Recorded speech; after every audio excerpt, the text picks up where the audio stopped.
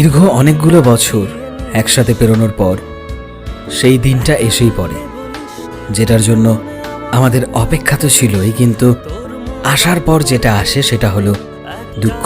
কত স্মৃতি আজকের দিনে এখান থেকে আমরা ছেড়ে চলে যাব। হয়তো কারো কারো সাথে দেখা তো হবেই, কিন্তু কিছু জনের সাথে আমরা চিরদিনের জন্য আলাদা হয়ে যাব।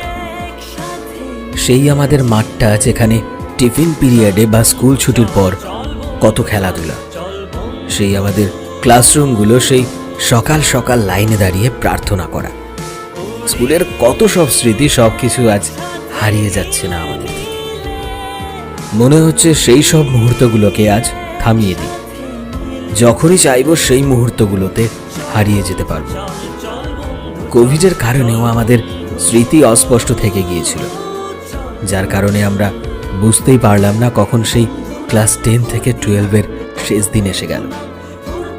কিন্তু কি করা যায় বলো, জীবনের তো এটাই নিয়ম যে সব কিছুতেই